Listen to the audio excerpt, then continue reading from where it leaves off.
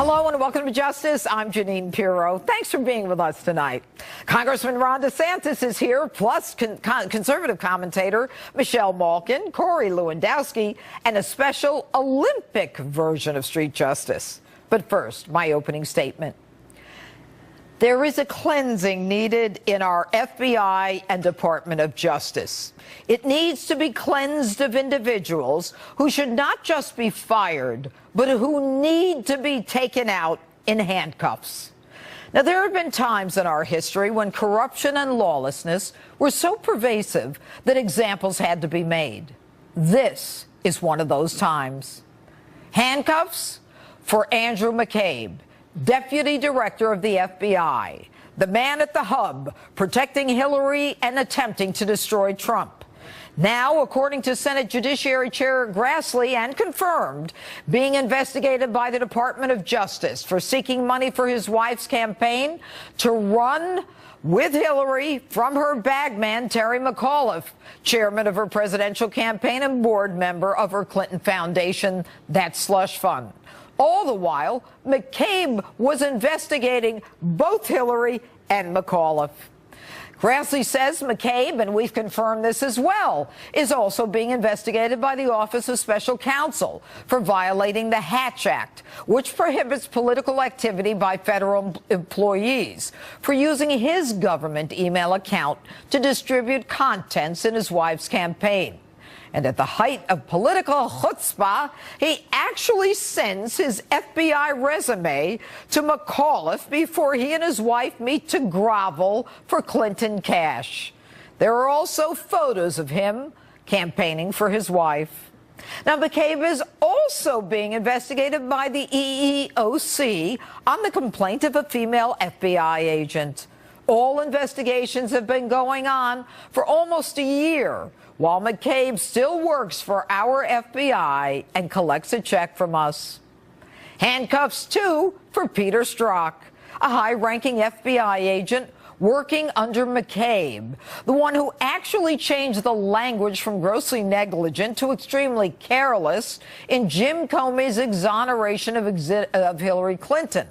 And also at the hub, Strzok worked with Christopher Steele, the one who wrote the Trump dossier, created, bought and paid for to destroy Donald Trump by the Clinton campaign.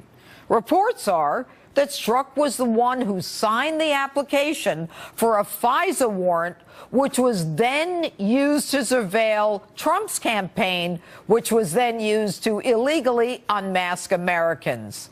But of course, the new director of the FBI, Christopher Wray, refuses to give up that information. And Strzok, after being loaned from the FBI to Mueller's team, almost one and the same at this point, is removed from Mueller's team because of anti-Trump text messages to his mistress, a lawyer for the FBI. And to show you how screwed up Washington is, they send an FBI married guy having an affair with an FBI lawyer to work in human resources, as if he's qualified to counsel on how to conduct yourself at work. And by the way, if that's the only reason Strzok was demoted, why wasn't she demoted? Maybe because that's not the only reason. And Bruce Orr, Assistant Deputy Attorney General, another beaut. He secretly meets with the guys from Fusion GPS, the ones who received money indirectly from the Clinton campaign to write the fake dossier bought and paid for by the Clinton campaign to destroy Trump. And James Comey, the one who exonerated Hillary before the investigation was completed. The man who, with one question, could have indicted Hillary. Did you send United States classified information on an unsecure server? If she says yes, that's a crime. And if she says no, that's a lie. You remember Comey, the one who conducts himself in a holier-than-thou manner. People at the FBI called him Cardinal Comey behind his back. So political, so corrupt. He decides to take over the Attorney General's job to announce no charges against Hillary. The one warning Hillary Clinton at every stage what he's looking for: her iPhone, her laptop, her server, giving her the chance to delete 33,000 emails and then permission to obstruct justice with a hammer, bleach bit, and a delete button. Now, you remember when Comey reopened Hillary's case in October before the election, right after he exonerated her? Everyone started saying, look, this guy is so fair. Folks, he wasn't being fair. The NYPD was going to out him when they found classified information on dirtbag pervert Anthony Weiner's laptop from Uma and Hillary and Robert Mueller. In a year with a team dedicated to destroying Donald Trump, he can't come up with one piece of evidence.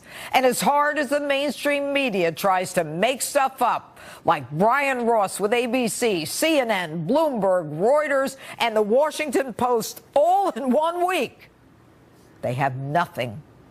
So this week, Christopher Wray, the new FBI director, refuses to provide Congress with information. Did Peter Strzok help produce and present the application to the FISA court to secure a warrant to spy on Americans associated with the Trump campaign? Congressman, I'm not prepared to discuss anything about a FISA process in this setting. What was presented to the FISA court? I do not believe that I can legally and appropriately share a FISA court submission with this committee. In truth, nothing prohibits the FBI from giving Congress that information. So why is Wray punting? Because a politically contrived dossier used by the FBI to generate surveillance on Trump by the opposing party in a presidential election spells disaster. For the better part of the last year, you and I have watched together as members of Congress beat their chest every time they have a hearing. Well, I, for one, am tired of investigations, politicians posturing. Something more has to be done.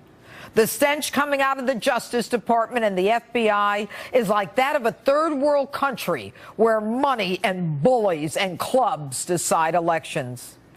It all started when Cardinal Comey destroyed our FBI with political hacks to set events in motion to destroy the Republic because they didn't like the man we chose to be our president. Well, it's time to take them out in cuffs. And that's my open. Tell me what you think on my Facebook page, Twitter, and Instagram, #Judge Jeanine. And here with reaction to my opening statement and all of the developing news of the day, conservative columnist and CRTV host, Michelle Malkin. All right, good evening, Michelle. Your thoughts on my open? Judge, I think you're absolutely right that there needs to be a root and branch removal of this cesspool of crap weasels that's infested the highest echelons of all of our law enforcement agencies and, unfortunately, many of our national security apparatuses as well. And so why isn't it happening? Michelle, why isn't it happening? Yes. Well, the ineffectiveness of so many of these House investigations that have not produced actual results. And whether it's marching some of these crap weasels out in handcuffs or simply getting rid of the corruption that is a legacy of Obama, but who's going to march them happening. out, Michelle?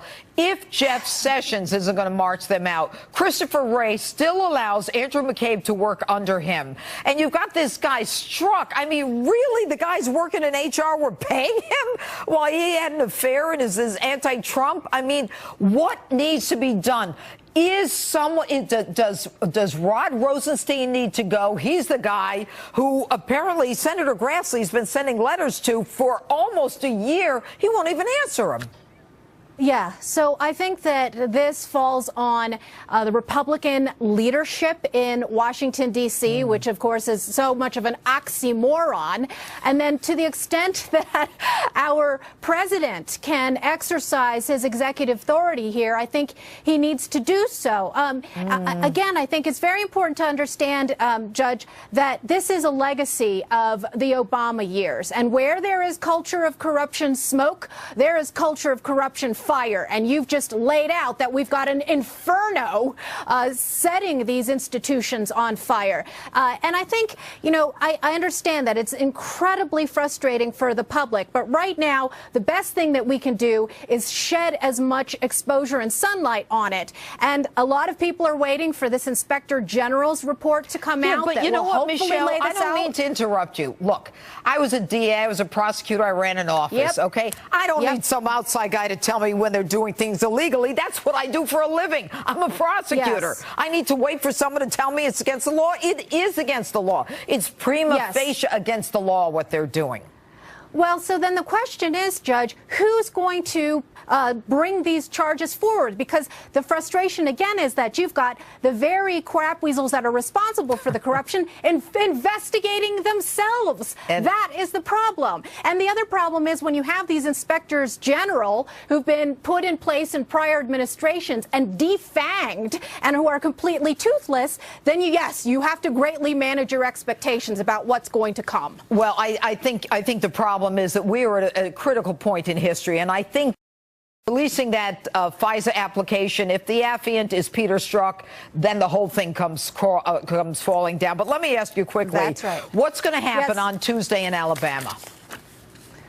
Well, I think that there are a lot of grassroots voters and independents who are going to have to make a cost-benefit calculation. And I think that in his speech yesterday that President Trump laid it out. And I think that most voters are going to make a responsible decision based on the information they know. And I think the bottom line is that Roy Moore is going to win that election. Michelle Malkin, thanks so much for being with us tonight. You bet. All right. And joining me now, former Trump campaign manager and co-author of the new book, Let Trump Be Trump, Corey Lewandowski, our friend. First of all, congrats on the book. Great party the other night, Corey. Last night, I have to tell you, last night I hosted Hannity, and I'm watching the president, and I'm saying to myself, with all of the lunacy that is spinning around him, he is still Donald Trump, and he can still make magic. You know, Judge, he was the best last night, out on the campaign trail, talking directly to the American people, reminding them of what he's done, calling out the fake news, story after story after story, holding people accountable. This is what America loves. He is bold, he is brash, and he is getting things done. That's why he's the president. Well, there's no question about it. And you know, your book, Let Trump Be Trump, if someone hasn't had a chance to buy it yet, I'm sure it makes a great Christmas gift. There's a plug for you, Corey. What would you say is the thing about the president that maybe you and I know that most people don't know? He is so gracious, Judge. He is so helpful to people's families. All the things he does without the fanfare. He is so magnanimous in private. When I spend so much time next to him on the campaign trail, and I outline it every time. Corey, is your family okay? Is there anything we can do to make it better for you? Can I call your wife and make sure everything's fine? And he always thinks of other people. And when you're on his team, whether you've been there a day or 20 years, you're on the team 100%, and he is so gracious with everything he has. Yeah, there's a tremendous loyalty there that I think a lot of Americans don't see, and because he's kind of in the political realm, they may attribute to politics. But I have to tell you, I have never seen such resistance to a president in my life, and I'm no spring chicken, Corey. What do you attribute that to? Well, look, Judge, this is the deep state at its very worst. It's the holdovers. It's the crooked FBI agents. Look, I do not understand. I'm not an attorney. I don't understand how we do not have an open and active investigation into the former director of the FBI, Jim Comey. He lied under oath. He gave out information to this person and the people who work for him. We take one of his guys and we ship him to the HR department. You mean the philanderer who's having an affair with another woman in the department? In corporate America, he would have been fired. Give me a break, Judge. But, Corey, can't you see the irony in that? I mean, the guy's having an affair. They send him to HR, which is where people go, where you punish them for having affairs. I mean, it's crazy. It's amazing. It's only the government. Only the government can get away with this, right? What should happen to Jeff Sessions? Look, we need Jeff Sessions to be tough. He has to step up and bring charges against Jim Comey or open an investigation. What now? He's been there almost a year. What now? Come on, Corey, hit it. Look, Judge, he's been there. He has been there. But what he needs to do is he needs to start. Look, I think he opens an investigation into Clinton. We still do not have answers on Uranium One, on that tarmac conversation. But he said on November, on the FBI. Corey, stop. He said on November 13th, we're going to consider looking at all of this Uranium One. Well, you know what? It's December 8th today or something like that. And the bottom line is you don't need a month to look at whether or not something should be looked at. So, Judge, I don't want to. I want action. I'm so tired of politicians telling me they got to do something. What do we do to Jeff Sessions? What should happen? Look, come on, Corey. Look, what Jeff needs to do, and you know this, he needs to get tough. He needs to continue to crack down on the MS-13 gangs, but he needs to rid our government of those bad guys. Politics, Corey. I'm with you, Judge. I'm with you, Judge, and he has to go after those crooked FBI agents and the former FBI agents, and he needs to bring justice. Well, he needs to, and if he can't do it, let's get somebody who can. All right, Rod Rosenstein, he apparently is in charge of a lot of these investigations that Jeff has recused himself from. Do you have faith in him? You know, I don't know Rod at all. I've never met him. I don't know how he ended up in the position he's in, and I still wonder, what his relationship is with Jim Comey and those guys, because it's my understanding, like so many others, there's been a relationship between these guys. And I get very concerned when that happens. They're part of the same club, drink at the same watering hole. Corey Lewandowski, thanks so much for being with us tonight. Thank you, Judge. All right, and Street Justice still ahead tonight. But next, it's a potent panel primed to throw punches. CPAC Chairman Matt Schlapp, Democracy for America's Neil Soroka, grab some popcorn, get a glass of water. The panel does battle next.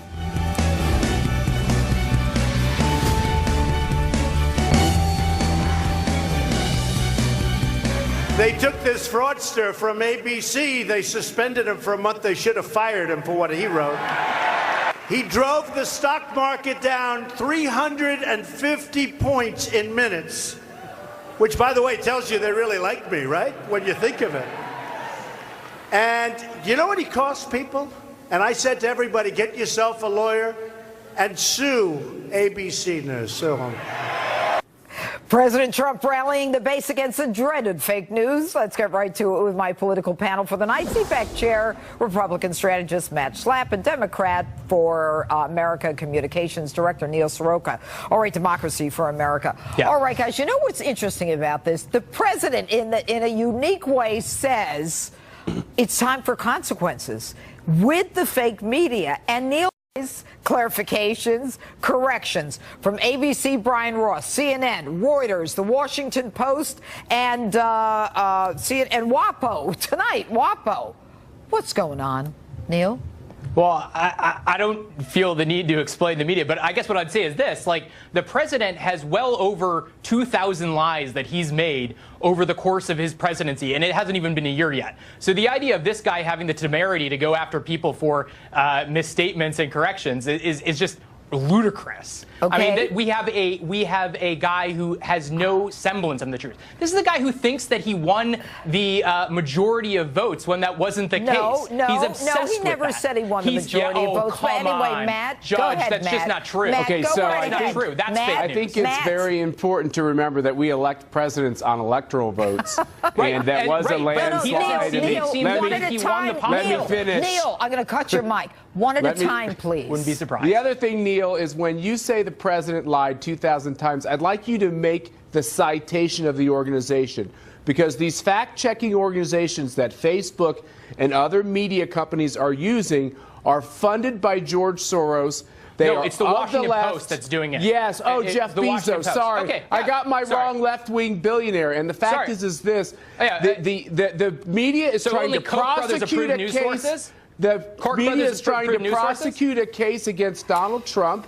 And the fact is, they're getting the facts wrong, and the American people are watching. Donald Trump gets multiple facts wrong each day. The man can't open his mouth without telling a lie. So the idea that you're going to sit here and criticize the media for trying to fact check him is just nuts. Cite your source, Neil. When you say he lies 5 times. Washington Post has a live tracker of the lies and misstatements that Donald Trump has made since he became president. So all I will tell you, Neil, this might come as a shock to you, but the Washington Post has tried everything they could to get Hillary Clinton to be the president of the United States. Okay. All Their right, coverage is skewed. Do you not understand the difference between the editorial board and reporters? Neil, just tonight, the Washington Post reporter was caught in a lie. Just tonight, and all the lies this week. Excuse me. About crowd sizes, Judge Jeanine. Neil. Judge, the president lied about crowd sizes. Neil. Judge. Just tonight, it's all anti-Trump.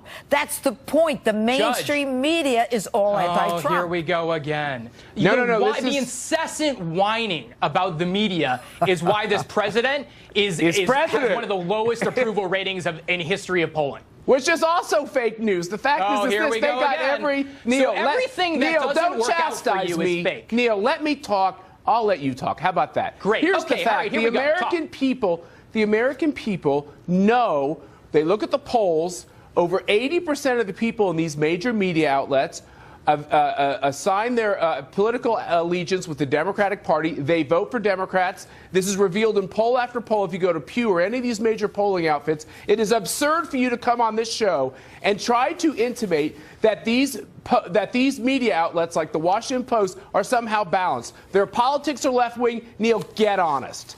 Okay, let's move on, guys. Let's talk about the fact that you've got these hearings in Washington, and nothing seems to get done. That's part of my frustration tonight in my opening statement. Right. If there is a two-tiered justice system in this country, and there is no one who is monitoring that, then what are we? A banana republic? Go ahead, Matt. Yeah, no, Judge, I listened to your statement, and I completely agree with you. I think that all the criticisms against the FBI are valid. Look, I served with Jim Comey. I worked with him. Everybody keeps saying he's a Republican. Everything I know about Jim Comey is that his politics are left as well, and that he politicized the investigation against Hillary Clinton from the very beginning. I don't know why he's not under investigation. I don't know why he's not having to testify and having to face legal charges. And I think the fact that, look, Jeff Sessions has got to get a handle on this, and I think his biggest problem is he picked a career bureaucrat to be his number 2 at DOJ. I think he ought to solve that immediately. I think we need Brian Benchkowski in to be in charge of the criminal division and potentially a higher post as Deputy Attorney General. You know what, Neil, let me ask you a question. When Jim Comey was in the FBI, the president was not under investigation. But as soon as he was fired, he leaked information to a friend to send to the New York Times so there would be a special counsel appointed. Isn't that somewhat dishonest, if not illegal? What in God's name are we talking about right now? God's name? We are living in a parallel... God's name? Yeah. We are living in a parallel universe where you're obsessed with this controversy. Meanwhile, the president's national security advisor just admitted to crimes in court and is now going to flip on the president. The fact that you guys right now are obsessed with this nonsense is just nuts. Brian Ross was suspended for lying about that. I understand that you want to change the subject from the ongoing investigations in this White House. Go back to Comey. The president's willingness to push to my question. Go back to my question, Neil. What question? Your question is a non-question. It is a real question. Neil, Go ahead, it's a real question. It's a real question, and you need some eggnog.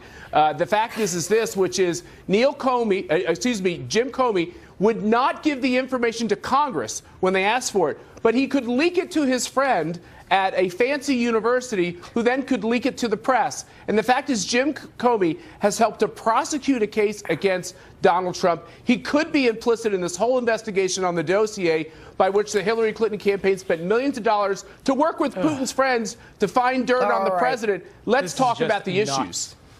It's nuts. I am not nuts. You're Neil. nuts. You are nuts. I am not nuts. You are nuts. Wow. This argument is nuts. It is not based in fact, and it is an attempt to distract You're people calling me from a the liar, real and that is beyond the pale. Gee, I'd like to watch this a little more. I don't think I called you a liar, sir. I didn't call you a liar. Neil Soroka, thank you.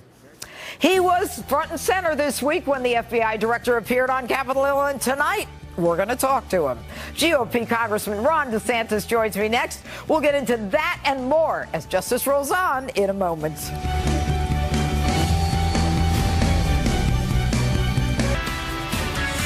Live from America's News headquarters, I'm Marianne Rafferty. 6 major wildfires still burning in Southern California at this hour, and experts are saying a high fire risk is expected to last into January. Nearly 800 homes have been destroyed so far. 270 square miles have been scorched. Thousands of people have been evacuated. Governor Jerry Brown surveyed the Ventura fire damage today and said firefighting at Christmas time is very odd and unusual, but added it could become the norm. And firefighters remain on the scene of a small plane crash in San Diego. In a San Diego neighborhood, 2 people on board the plane were killed. Officials not sure if anyone was inside the home at the time of the crash. One witness there said they were watching the plane circling and thought it might land on a nearby highway. We'll have more on this story as it develops. I'm Marianne Rafferty. Now back to Justice with Judge Jeanine.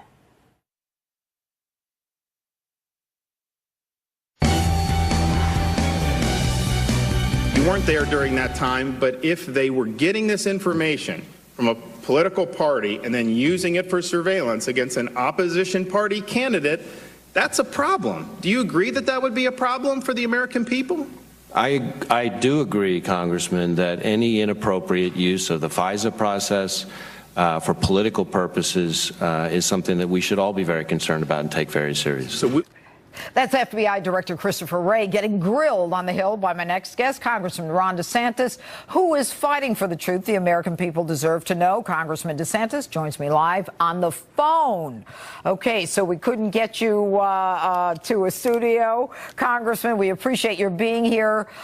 Did you get any answers that day when you sat and Christopher Wray appeared before you? Not what we had hoped for, Judge. There's a number of pieces of evidence that Congress needs to have access to, starting from the role of this guy, Peter Strzok, who got removed from Mueller's investigation. He was the lead agent for Hillary, conducted the interview of things like Cheryl Mills.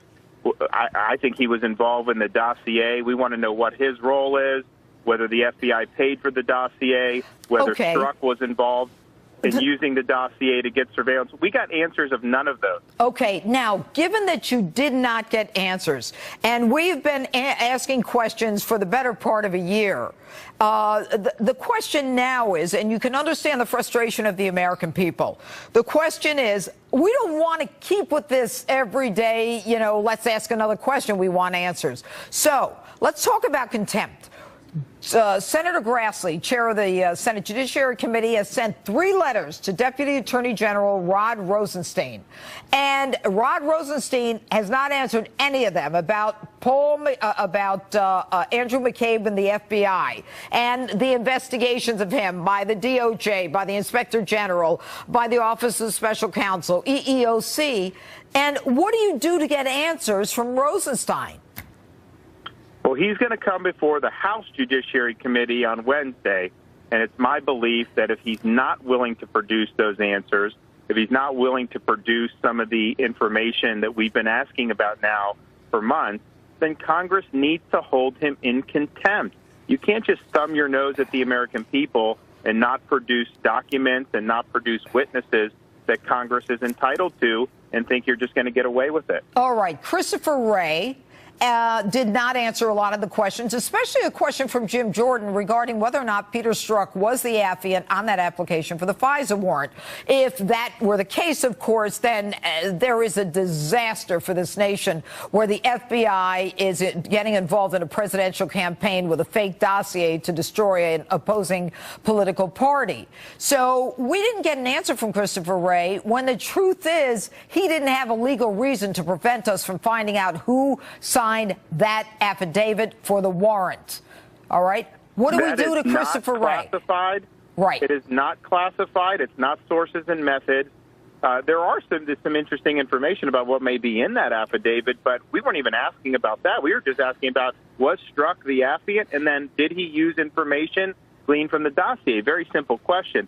So Devin Nunes, who's been doing a great job, he has warned both the FBI director and Rosenstein, the Deputy Attorney General, that they're walking into a potential contempt of Congress. And I told the FBI director that myself. I said, your answers aren't acceptable. I have a short period of time left. To do that. Congressman, Christopher Wray, head of the FBI, will refuse to give you information. Rosenstein, I believe, is going to refuse to give you information. Are you, and do you have permission of the leadership, Paul Ryan, to hold Rosenstein in contempt if he appears in Congress and does not give you the answers that you want? Yes, so I spoke, as Jim Jordan and I spoke with the Speaker. He correctly says we deserve this information. He wants the information. If we can get that before the hearing, great. But if not, he is absolutely prepared to authorize a contempt citation against the Deputy Attorney General. And just think about an official who's been held in contempt, in the last many years. But Congressman, nothing happened to Eric. He was held in contempt. We want a contempt, if that is deserved, and then a sanction for contempt. Anyway, Ron DeSantis, Congressman, we'll have you on next weekend to hear what happens. Thank you. Thanks, Judge. Have a good one. And what's the most outrageous thing you heard this week? Michael Tamaro is next, and we'll run down our list. Don't go away.